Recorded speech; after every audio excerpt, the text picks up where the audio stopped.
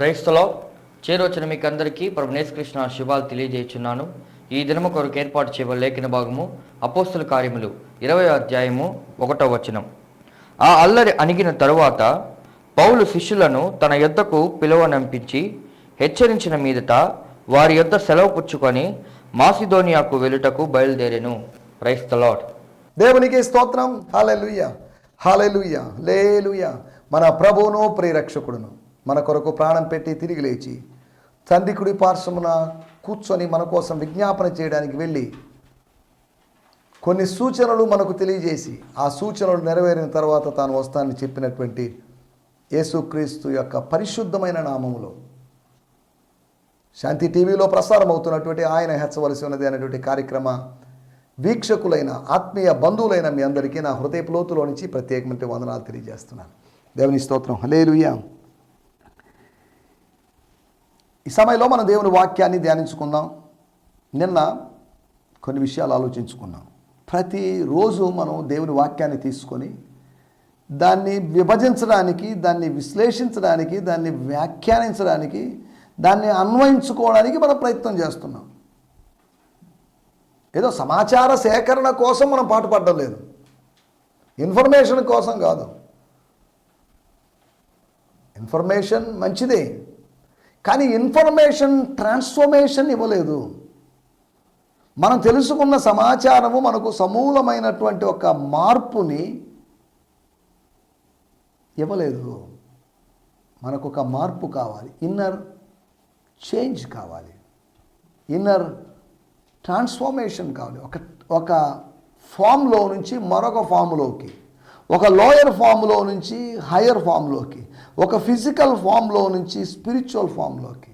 Transformation, transfer అన్నప్పుడు ఒక చోటు నుంచి ఒకటి బదిలీ కావడం. అలాగే ట్రాన్స్ఫర్మేషన్ అనగా ఒక ఫార్మ్ కావడంలో నుంచి ఒక రూపంలో నుంచి మరొక రూపంలోకి, అనగా బొగ్గులో నుంచి వజ్రంగా మారడం, పురుగులో నుంచి సీతాకోక చిలుకగా మారడం,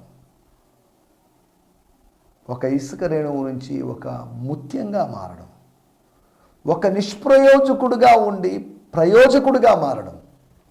ఈ ట్రాన్స్ఫర్మేషన్ గురించి మనం ఎక్కువ మాట్లాడుకోవాల్సిన అవసరం లేదు, మనం ఆ సందర్భంలో లేము. నిన్నటి ఎపిసోడ్లో అల్లర్లకు చరమగీతం, లాస్ట్ సాంగ్. మరణ సమయంలో పాటలు పాడుతుంటారు.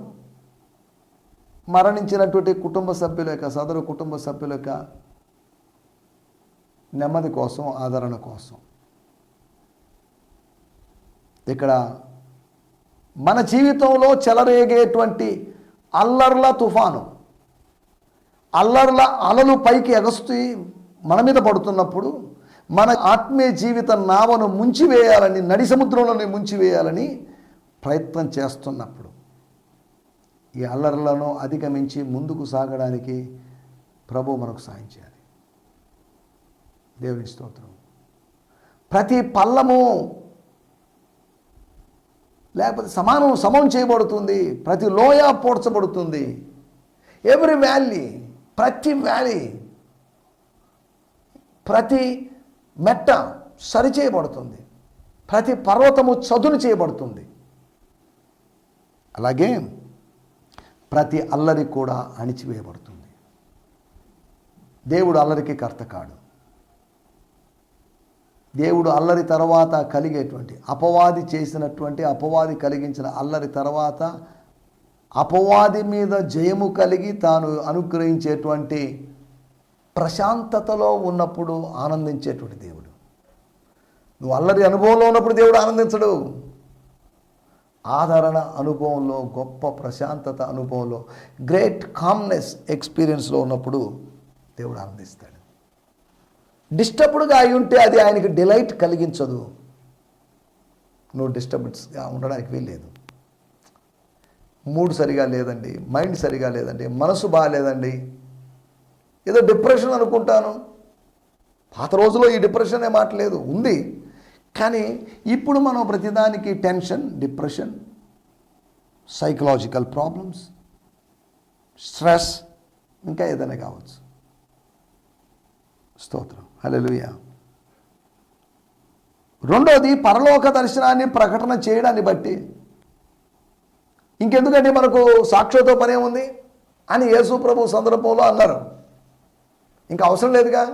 ఎందుకు ఈయన పరలోకం గురించి, తండ్రి కుడి పార్శ్వన కూర్చోవడం గురించి, ఆయన పైకి వెళ్ళడం గురించి, వీటి గురించి మాట్లాడుతున్నాడు. ఇక ఇంత జరిగిన తర్వాత, ఇంత విన్న తర్వాత సాక్షులతో పనే ఉందండి. Kill him, crucify him. వీడు చెప్పిన దర్శనాన్ని బట్టి వీడు చావాలి. దర్శనాలు ఏందండి, మాకెవరికి రావడం లేదు, వీళ్ళకి ఎందుకు వస్తున్నాయి? అదిగాక దర్శనాలు ఈయన ప్రసంగం చేసిన తర్వాత వస్తున్నాయి. ఇప్పుడు మేము కొట్టబోతున్నామని తెలిసి దర్శనం వస్తుంది అంటున్నాడు. అలాగైనా కొట్టరేమోనని ఇతను మత ధర్మశాస్త్ర ప్రకారం దేవదూషణ చేసినట్టుగా అనిపిస్తుంది. మేము అతని మీద వ్యక్తిగతమైన ద్వేషం లేదు, అతని చంపాలని కాదు, దేవదూషణ చేశాడు కనుక రాళ్లతో కొట్టి చంపాలి. రాళ్లతో కొట్టి చంపాలి అంటే మేము మా ఇష్టానుసారంగా చంపడానికి లేదు, ధర్మశాస్త్రం యొక్క అనుమతితో, ధర్మశాస్త్రం యొక్క వాక్యపు ఆధారంతో. కాబట్టి ఇతను ఏదో దోషం చేసి ఉంటాడు, ఏదో ఇంత స్టోరీ చెప్పాడు, అంత కరెక్ట్గా చెప్తారా ఏంటి? కాబట్టి let him be kill by stoning. చావనేయండి. ఇటువంటి వాళ్ళు కాకపోతే ఇంకోళ్ళు చాలామంది వస్తారు. ఇటువంటి చీడ పురుగులు, ఇటువంటి కలుపు మొక్కలు ఏరి పారేయాలి అని ఆయన గురించి నెగిటివ్గా మాట్లాడిన వాళ్ళు ఉండొచ్చు. కానీ మీరు రాళ్లతో కొడుతున్న ఈ దర్శనం వాస్తవం. మీరు నా గురించి నెగిటివ్ అనుకున్న దిస్ విజన్ ఈస్ రియాలిటీ. కట్టుకథ కాదు, నేను చూస్తున్న దాన్నే చెప్తున్నా. నేను తాను చూస్తున్న దాన్ని, చూసిన దాన్ని మర్చిపోయే వాళ్ళు ఉంటారు, కలగానే మర్చిపోయే వాళ్ళు ఉన్నారు. కానీ స్వప్నాన్ని చూస్తూ దానికి సమాంతరంగా అదే సమయంలో, ఇదిగోండి ఇది నేను పలానా దర్శనం చూస్తాను, నా కళ్ళ ముందు అది కనిపిస్తుంది. నేను మీతో మాట్లాడుతున్నప్పటికీ కూడా, ఒకవేళ కళ్ళు తెరుచుకొని ఉన్నప్పటికీ కూడా దర్శనం నాకు కనిపిస్తుంది. నేను చూస్తున్నాను, I'm seeing something in the spirit. ఆత్మలో, ఆత్మనేత్రాలతో ఆయన చూశాడని అర్థం చేసుకోవాలి. లిటరల్గా ఏదో హబుల్ టెలిస్కోపుతో పరలోక రాజ్యాన్ని చూశారు అన్నట్టుగా. ఎంత పిచ్చితనం! హబుల్ టెలిస్కోపుతో పరలోక రాజ్యం చూడటం ఏంటి? వాళ్ళు చెప్పగానే కొంతమంది బైబిల్ పండితులు అదే పెద్ద మర్మం అయినట్టు, అదే పెద్ద ఇంపార్టెంట్ విషయం అయినట్టు. కారణం ఏంటంటే యోహాను సువార్త 3వ అధ్యాయం 3వ వచనంలో రాయబడింది, మీరు నీటి మూలముగాను ఆత్మ మూలంగాను జన్మించని ఎడల, జన్మించకపోతే, ఆత్మ మూలంగా నీటి మూలంగా కొత్త జన్మ అనుభవం నీకు కలగకపోతే పరలోక రాజ్యాన్ని చూడవు అని యేసు ప్రభు స్వయంగా స్పష్టంగా చెప్పాడు. చూడవు. You will not see the kingdom of God until you are born again by the spirit and water. అది చెప్తుంటే మనోళ్ళు అంటున్నారు, స్తోత్రం, పరలోకాన్ని చూసామంటున్నారు. పరలోకం అనేది ఒక అదృశ్యమైన లోకం. పరలోకం లేదని నేను అంటలేదు, పరలోకం ఉంది. నరకం లేదనలేదు, నరకం ఉంది. పరలోకము నరకము రెండు వాస్తవాలు. పరలోకం వాస్తవం, నరకం వాస్తవం, లేదా పాతాళం వాస్తవం. భూమి అనేది వాస్తవం, లేదంటే భూమి లేదండి అది ఒట్టిదే ఊటిని అంటున్నారు. భూమి అనేది వాస్తవం కాబట్టి గ్రహాలు వాస్తవం, నక్షత్రాలు వాస్తవం, ఈ ఖగోళం లేకపోతే ఈ యూనివర్స్, ఈ స్పేస్ ఇదంతా వాస్తవం. ఈ అంతరిక్షం వాస్తవం. మొదటి ఆకాశం వాస్తవం, రెండో ఆకాశం వాస్తవం, మూడో ఆకాశం వాస్తవం. ఎందుకు ఇవన్నీ చెప్తున్నానంటే, స్తోత్రం, పరలోకపు దర్శనం తాను చూశాడు. దేవుని స్తోత్రం. దర్శనం చూడడం తప్పేం కాదు, దర్శనాన్ని దైవభక్తి లేని వాళ్ళ ముందు చెప్పడం అనేది తప్పంట. నేను యోసేపు కలలు కనడం తప్పేం కాదు, కానీ దాని వ్యాఖ్యానం కోసం ఆత్మీయులు అనబడిన అన్నలు ఎటువంటి వారు విమర్శించకుండా వాళ్ళ ముందు చెప్పడం అది. యోసేపు అన్నలు పందులు లాంటి వాళ్ళు, ఇక్కడ స్టెఫను యొక్క శ్రోతలు పందులు లాంటి వాళ్ళు. అదేంటండి అంటే వాళ్ళ ముందు ముత్యాలు వేయకూడదు. యోసేపు చేసిన తప్పే ఇంచుమించు స్టెఫను చేశాడు. అలాగని స్టెఫను చేసిన ఏదో పెద్ద పాపం చేశాడని ధోరణితోనే మాట్లాడలేదు. అతను పరలోక రాజ్య దర్శనం కలిగింది. దర్శనం కలగాలంటే హబుల్ టెలిస్కోప్ యొక్క అవసరం లేదు. ఎవరు చూశారు హబుల్ టెలిస్కోప్? టెలిస్కోప్ అన్నారు, ఎవరు చూశారు? బైనాక్యులర్స్ చూసాం. హబుల్ టెలిస్కోప్తో ఎవరో చూశారంటే పరలోకం ఉందని చెప్పారట. హబుల్ టెలిస్కోప్తో పరలోకము అనబడిన దాన్ని చూడడానికి ముందే దేవుని వాక్యం పరలోకం గురించి చెప్తున్నప్పుడు మళ్ళీ మనం హబుల్ టెలిస్కోప్ మీద డిపెండ్ కావాల్సిన అవసరం లేదు. సరే, దేవుని స్తోత్రం, హల్లెలూయా. తర్వాత ప్రభువును మహిమపరచడం ద్వారా అని, ప్రభువును మహిమపరచాలని, ప్రభు ఏర్పాటు చేసిన నియమించిన నాయకుడిని కాదు, ప్రభువును మహిమపరచాలని,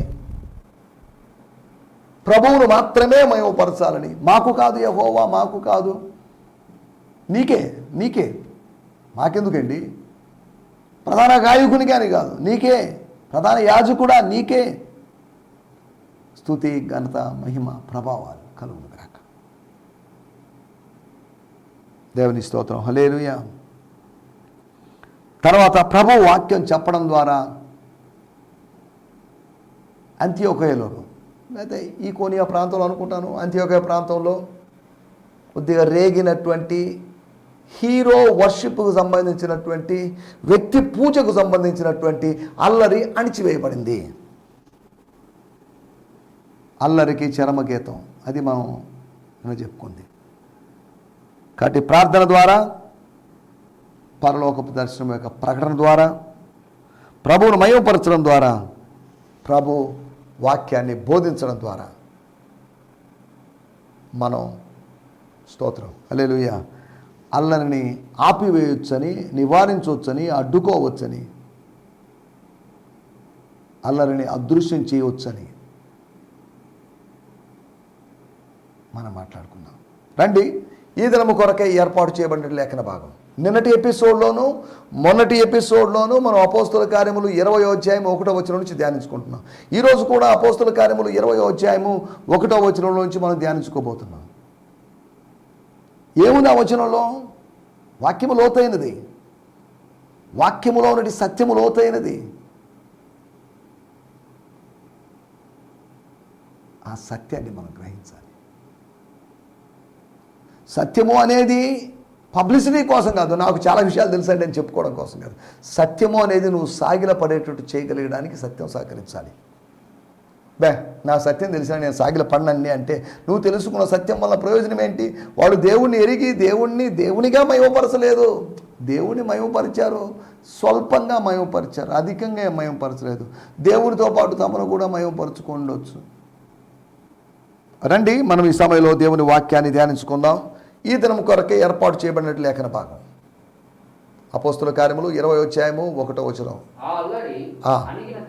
ఆ అల్లరి అణిగిపోయిన తర్వాత, అనగా వాన వెలిసిన తర్వాత, ఏం వాన? అల్లరి అనేటువంటి వాన, ప్రచండ వర్షం ఆగిపోయిన తర్వాత పౌలు ఎవరో శిష్యులని కాదు, మోషే శిష్యులు అనబడిన వాళ్ళని కాదు, పరిసయ్యుల శిష్యులు అనబడిన వాళ్ళని కాదు, యోహాను శిష్యులు అనబడిన వాళ్ళని కాదు, పౌలు తన శిష్యులని, తాను ప్రభువులోకి నడిపించిన శిష్యుల్ని, తన సహోదరుల్ని, తన ఆత్మీయ కుమారుల్ని స్తోత్రం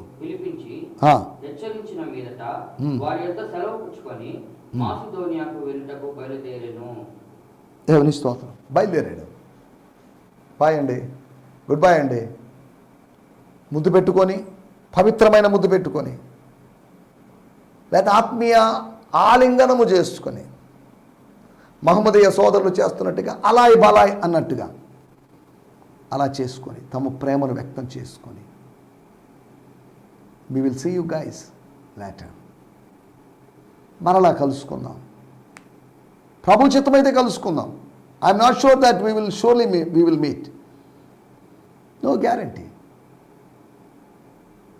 ఒకవేళ ఇలాగే టీవీ కార్యక్రమాలు చేస్తున్నప్పుడు, ఒకరోజు టీవీ కార్యక్రమాలు నేను ప్రభు పిలుపునందుకొని వెళ్ళిన తర్వాత కూడా వస్తాయి.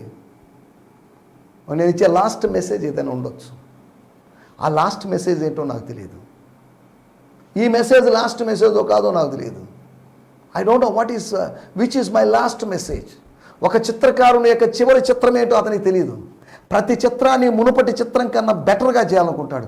ప్రతి ప్రసంగాన్ని మునుపటి ప్రసంగం కన్నా బెటర్గా చేయాలనుకుంటున్నాడు ప్రతి ప్రసంగికుడు. ప్రతి పాటను మునుపటి పాట కన్నా బెటర్గా పాడాలనుకుంటాడు ఒక గాయకుడు. లేదండి, నేను ఇలాగే పాడతాను, నేను ఇలాగే మాట్లాడతాను, నేను ఇలాగే ప్రసంగిస్తాను, కానీ బెటర్గా చేయాలని ప్రయత్నం చేస్తుంటాను. దేవుని స్తోత్రం. ఇక్కడ రాయబడిన మాటలు ప్రభువు శిష్యులు అనబడిన వాళ్ళు, లేకపోతే వీళ్ళు పౌలు శిష్యులు అనబడినప్పటికీ కూడా పౌలు భౌతికమైన గురువు అంతవరకే. ఆత్మీయమైన గురువు, ఆత్మీయ తండ్రి దేవుడే. యూదా మతంలో దేవుణ్ణి గురువుగా చూడటం అనేది లేదు, తండ్రిగా చూడటం, యజమానుడిగా చూడటం అనేది ఉంది. తన శిష్యుల్ని కాకుండా దేవుని శిష్యులు, డిసైపుల్స్ ఆఫ్ గాడ్. దేవుని స్తోత్రం. నాదేముందండి, నేను జస్ట్ ఏమే మీడియేటర్. నేను క్రీస్తు యేసును పోలి నడుచుకుంటున్న ప్రకారం మీరు నన్ను పోలి నడుచుకోండి, అంతవరకే. నన్ను పోలి నడుచుకుంటున్నారు, అంతవరకే. నాలాగా మీరు మారలేరు, నాలాగా మారకూడదు. మనందరి మారి మీరు నేను అందరం కలిసి ప్రభువులాగా మారాలనుకుంటున్నాం, ఇంతవరకే. దేవుని స్తోత్రం. హల్లెలూయా. ఈ వాక్య బాగా వివరంలోకి వెళ్దాం. నేను 4 విషయాలు మీకు త్వరగా జ్ఞాపకం చేస్తాను. ఇక్కడ మన టైటిల్ కొద్దిగా తేడాగా ఉంది, గమనించారా లేదు? మరి ఏంటి టైటిల్? ఏంటి? మరో ఎర్ర సముద్రం. ఏంటిది? బై మిస్టేకా టైటిల్? కాదు. ఎర్ర సముద్రం, దట్స్ ఓకే. నిర్గమకాండంలో కనిపించేటువంటి ఎర్ర సముద్రం, దట్స్ ఓకే. మరో ఎర్ర సముద్రం ఏంటి? మరో ఎర్ర సముద్రం, లేకపోతే కాలువ, పిల్ల కాలువ అన్నట్టుగా, నది, ఉపనది అన్నట్టుగా, సముద్రము, మరో నది, లేకపోతే సముద్రము, ఎర్ర సముద్రము, మరో ఎర్ర సముద్రం, పిల్ల ఎర్ర సముద్రం అనేది లేదు. ఒకవేళ ఎర్ర సముద్రము అని చెప్పబడినది లిటరల్గా, అక్షరార్థంగా, భౌతికంగా ఉన్నటువంటి సముద్రమే. కానీ నేను ఇప్పుడు మాట్లాడుతుంది మరో సముద్రం, మరో ఎర్ర సముద్రం. పౌలు యొక్క మిషనరీ ప్రయాణంలో ఎర్ర సముద్రాన్ని దాటినట్టుగానే ఎక్కడ మనం చూడలేము. అలాగని దాటలేదని మనం ఖచ్చితంగా చెప్పలేము. అతడు ఒక యూదుడు కనుక, ఎర్ర సముద్రం దగ్గర ఏం జరిగిందో తనకు తెలుసు కనుక, తన గమనికల ద్వారా అట్టి విషయాలు తెలుసుకున్నాడు కనుక, ఇప్పుడు సముద్రాన్ని దాటినటువంటి అనుభవం, సమస్యల సముద్రాన్ని దాటినటువంటి అనుభవం. దేవుని స్తోత్రం. మరో ఎర్ర సముద్రం అన్నప్పుడు ఒక మాట నేను మీకు జ్ఞాపకం చేస్తాను, నా మనసులో మెదలాడుతున్న మాట. యెషయా గ్రంథము 57వ అధ్యాయము 20వ వచనం. భక్తిహీనులు, భక్తిహీనులు అంటే భక్తి లేని వాళ్ళు, బుద్ధి లేని వాళ్ళు, దేవుడు లేడు అన్నటువంటి వాళ్ళు, భక్తి తక్కువైన వాళ్ళు, భక్తిని పోగొట్టుకున్న వాళ్ళు, సంతుష్టి సహితమైన భక్తి లేని వాళ్ళు, భక్తిని లాభసాధకము అనుకున్నట్టు వాళ్ళు, భక్తి లేని వారు, లేదా భక్తిహీనులు, గాడ్లీ పీపుల్ కాదు, అన్గాడ్లీ, దేవత్వం లేని వాళ్ళు, దేవత్వాన్ని కోల్పోయిన వాళ్ళు, భక్తిహీనులు కదులుచున్న సముద్రము వంటి వారు. దేవుని స్తోత్రం. భక్తులంట, భక్తిహీనులంట కదులుచున్నటువంటి సముద్రం వంటి వారు. స్తోత్రం. అలాగైతే భక్తులు ఎవరు? భక్తిహీనులు గురించిన పోలిక చెప్పబడింది. భక్తులు ఎవరు? దానికి రివర్సే. భక్తిహీనుడికి ఆపోజిట్ భక్తులు అయినప్పుడు, కదులుచున్న సముద్రానికి ఆపోజిట్ కదలని సముద్రం, లేదా స్తంభించిన సముద్రం, గడ్డగట్టిన సముద్రం, ఇలా అనుకోవచ్చు. మరో సముద్రం అంటారు. కదులుచున్న సముద్రం అంటే ఏంటండి? కదులుచున్న సముద్రం ఏంటండి? అవును, ఒక విధంగా చెప్పాలంటే అది ట్రాన్స్లేషన్ తప్పు. టాస్డ్ సీ, డిస్టర్బ్డ్ సీ అనగా కొన్నిసార్లు సముద్రం ప్రశాంతంగా ఉంటుంది. సముద్రం ప్రశాంతంగా ఉందని తుఫాన్ రాబోతుందనేటువంటి ఒక హెచ్చరిక. ఇలాగా సముద్రం దగ్గర, సముద్రపు అనుభవాలు, సముద్రం దగ్గరికి వెళ్ళేటువంటి ఇష్టపడుతుంటారు ప్రజలు. ఎర్ర సముద్రం దాటి వచ్చారు ప్రజలు. భక్తిహీనులు అనబడిన వాళ్ళు కదులుతున్న సముద్రం లాంటి వాళ్ళు. వాటి యొక్క అలలు ఎగిసి పడుతుంటాయి, పైకి లేస్తుంటాయి, కింద పడుతుంటాయి. అలలు తీరానికి వెళ్తుంటాయి, మళ్ళీ తిరిగి వస్తుంటాయి. అలలు వెళ్ళి మళ్ళీ కొత్త అలలు వస్తూ ఎన్నో అలలు సముద్రం దగ్గరికి వస్తాయి. భక్తిహీనులు కదులుచున్న సముద్రం అంటే they were disturbed people, they were disturbed community. Disciples అలా కాదు, వాళ్ళు ప్రవహిస్తూ ఉంటారు, పరవళ్ళు తొక్కుతూ ప్రవహిస్తుంటారు. వాళ్ళు ప్రభువు కోసం ప్రవహిస్తూ ఉంటారు. వాళ్ళు సముద్రమైనటువంటి దేవుళ్ళలో కలిసిపోతారు. లయమైపోతారు, అదృశ్యమైపోతారు. దేవుని స్తోత్రం, హల్లెలూయా. కానీ దీన్ని ఆధారంగా చేసుకొని 4 విషయాలు మీకు త్వరగా జ్ఞాపకం చేస్తాను. ఇప్పుడు ఎర్ర సముద్రాన్ని గురించినటువంటి వర్ణనలు, ఎర్ర సముద్రాన్ని గురించిన స్టోరీ కదా మనం చెప్పుకునేది. మరొక ఎర్ర సముద్రం అని అంటున్నప్పుడు ఒకటి నంబర్ 1 అపోస్తల కార్యములు 20వ అధ్యాయం 1వ వచనం మన మూలవాక్యం కనుక దాన్ని చూడాల్సిన అవసరం లేదు. అక్కడ పౌలును మనం చూస్తున్నాం. అతడు మాసిదోనియాకు వెళ్ళుటకు బయలుదేరను. అతని ముందు ద్వారం తెరవబడింది. మరో మాసిదోనియా పిలుపు వచ్చిందని కాదు, అతని కోసం God open the door to Paul to go and enter into Macedonia. మాసిదోనియాకి మరొక పర్యాయము వెళ్ళడానికి, మరో మాసిదోనియాకి మరొకసారి వెళ్ళడానికి అని కాదు, ముందున్నటువంటి మాసిదోనియానికి మరొకసారి వెళ్ళడానికి, ఆ ప్రాంతానికి వెళ్ళడానికి ప్రభు సాయం చేశాడు. దేవుని స్తోత్రం, హల్లెలూయా. ఇక్కడ రాయబడుతున్న మాటలు, మాసిదోనియాకు వెళ్ళుటకు బయలుదేరాడు అనగా సముద్రాన్ని దాటాడు. ఆ డిస్టర్బ్డ్ సీని 19వ అధ్యాయం 34వ వచనంలో వాళ్ళు అరిచారు, 2 గంటలు అరిచారు. కదులుతున్నటువంటి సముద్రం లాంటి భక్తిహీనులు అన్యజనుడు, అర్తమేస్ యొక్క ఆరాధకుడు, వాళ్ళ పొంగులను ఆయన అణిచివేసి, సముద్రపు పొంగును అణిచివేసి అనేక నదులను తీసుకొని సముద్రంలో కలిపివేస్తాం. సముద్రానికి ఒక సరిహద్దును నియమించి తన నిత్య నిర్ణయము చేత రాయబడింది. ఇర్మియా గ్రంథం 5వ అధ్యాయం. సరే, దేవుని స్తోత్రం. వాటిలోకి వెళ్ళలేదు. ఒకటి, ఆ సముద్రాన్ని దాటినటువంటి ఇశ్రాయేలుడు. 20 లక్షల మంది దాటారు. ఇక్కడ ఒక వ్యక్తి దాటాడు, అతనితో పాటు కొంతమంది శిష్యులు దాటారు. వాళ్ళ యొక్క 7 మంది శిష్యుల యొక్క ప్రస్తావన మనం ముందు వచనాల్లో చూడగలం. ఒకటి, మనం ఆలోచిస్తున్న మాట, మరొక ఎర్ర సముద్రాన్ని దాటినటువంటి ఇశ్రాయేలుడు పౌలు. 2వ విషయాన్ని నేను మీకు జ్ఞాపకం చేస్తాను. 20వ అధ్యాయము 1వ వచనం. ఆ అల్లరి అణిగిన తర్వాత, చల్లారిపోయిన తర్వాత, పైకి లేచిన కెరటము విరిగి పడిన తర్వాత, దేవుని స్తోత్రం, హల్లెలూయా. 2వ విషయం, చీల్చబడినటువంటి సముద్రం. దేవుడు చీల్చాడు ఎర్ర సముద్రమును 2 పాయలుగా చీల్చాడు. ఎర్ర సముద్రాన్ని 2 సముద్రాలుగా చీల్చాడని కాదు, సముద్రాన్ని విడదీశాడని కాదు, పాయలుగా చేశాడు. అటొక పాయ, ఇటొక పాయ. కొన్ని లక్షల మంది ప్రజలు నడవడానికి అనుకూలమైన ఒక త్రోవను చేసి, వారి ఎడమ వైపున ఒక పాయ, కుడి వైపున ఒక పాయ.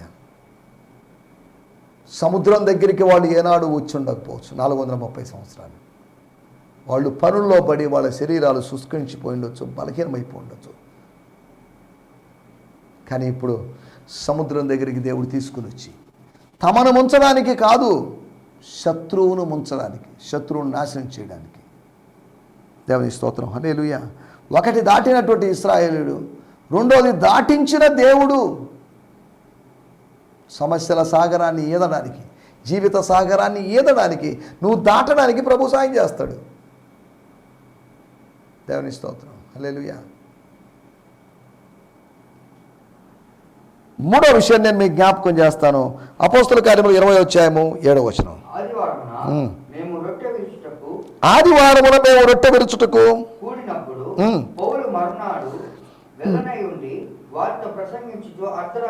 చాలండి. అక్కడ రాయబడిన మాటలు, వారు రొట్టె విరుచుటకు కూడుకున్నారు అంటే ప్రభురాత్రి భోజనానికి కూడుకున్నారు. అపోస్తల కార్యములు 2వ అధ్యాయం 42వ వచనంలో, అపోస్తల కార్యములు 6వ అధ్యాయము 4వ వచనములో ఎడతెక్క ఉన్నటువంటి 4 విషయాలు 2వ అధ్యాయంలో చూస్తాం. ఎడతెక్క ఉన్నటువంటి 2 విషయాల గురించి 6వ అధ్యాయంలో చూస్తున్నాం. ఇంచుమించు 13 అధ్యాయాల తర్వాత 3వ మిషనరీ ప్రయాణంలో ఓ బ్యాప్టిజం అనుభవం, లేకపోతే అక్కడేదో జరిగింది. దేవుని స్తోత్రం. వాళ్ళు సెలబ్రేషన్ కోసం వచ్చారు. మాస్టర్ సప్పర్ అనే ఒక తర్జుమాలో రాయబడింది. బలారాధన కాదు, బలను ఆరాధన చేయడం లేదు మనం. ఆ బల్ల మీద ఉంచబడిన రొట్టె దేనికి సాదృశ్యంగా ఉందో, ఆ బల్ల మీద ఉంచబడిన రసము దేనికి సాదృశ్యంగా ఉందో దాన్ని మనం తీసుకుంటున్నాం. ఆ పాయింట్ని మనం క్యాచ్ చేస్తున్నాం. వారు రొట్టె విరుచుటకు కూడుకున్నారు.